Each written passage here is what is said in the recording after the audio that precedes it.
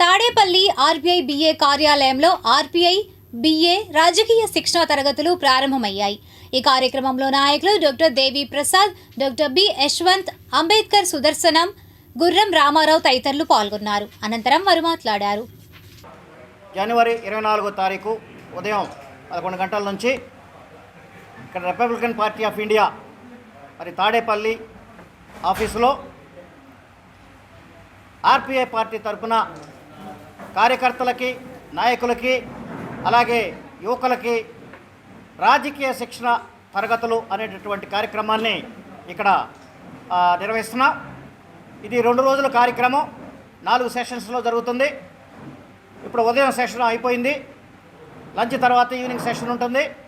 అలాగే రేపు కూడా 2 సెషన్లు ఉంటాయి. మొత్తం 4 సెషన్స్ అనేటటువంటి దానిలో ఈ యొక్క శిక్షణ తరగతులు నిర్వహిస్తున్నాం.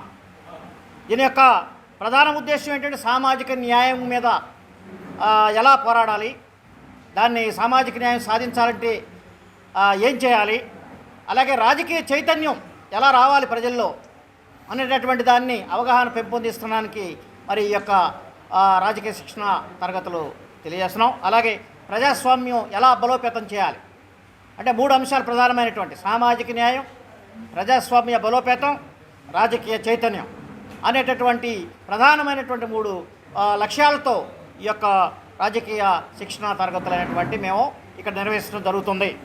కాబట్టి ఈ తరగతుల్లో మనం ప్రధానంగా చర్చించేటటువంటి విషయాలు ఏంటంటే అంబేద్కర్ సిద్ధాంతాలు ఏంటి, రాజ్యాంగ విలువలు ఏంటి. అంబేద్కర్ సిద్ధాంతం ఏదైతే మనకు స్వేచ్ఛ, స్వాతంత్ర్యం, సమానత్వం అనేటటువంటిది రాజ్యాంగంలో పొందుపరిచారో ఆ రాజ్యాంగ విలువలు ఏదైతే ప్రాథమిక హక్కులు, ఆదేశ సూత్రాలు, మరి అలాగే దళిత, మైనారిటీ, బీసీ వర్గాల యొక్క హక్కులు పరిరక్షణ ఏదైతే ఉందో రాజ్యాంగంలో వాటన్నిటినీ కూడా విలువల్ని కాపాడుకోవడానికి ఎలా చేయాలి అనేటువంటి ఉద్దేశం మీద అవగాహన పెంపొందిస్తాం. ఈ యొక్క శిక్షణ తరగతుల యొక్క ముఖ్య ఉద్దేశం ఏంటి అంటే రాజకీయ నాయకులు పెట్టేటటువంటి బాధల్ని ఇది మా కర్మ అని చెప్పేసి బతికేటటువంటి కార్యక్రమం కాకుండా ఒక రాజకీయ చైతన్యం తీసుకొచ్చి రాజకీయ పార్టీల మీద తిరగబడి హక్కుల్ని రక్షించుకునేటటువంటి లీడర్స్ తయారు చేసేటటువంటి ఒక కార్ఖానా ఈరోజు రేపు తరగతులు ఇక్కడ జరుపుతూ ఉన్నాము. రిపబ్లికన్ పార్టీ ఆఫ్ ఇండియా నుంచి రాష్ట్ర నలుమూల నుంచి కూడా సెలెక్టెడ్ పీపుల్ ఇక్కడికి రావడం జరిగింది. ఈ యొక్క తరగతుల ద్వారా కంపల్సరీగా వాళ్ళు చైతన్యం పొందుతారు. వాళ్ళ యొక్క నియోజకవర్గాల్లో ఉన్నటువంటి ఆ యొక్క సమస్యలపైన వెలుగెత్తి గొంతెత్తి చాటుతారని కూడా చెప్తా ఉన్నాము.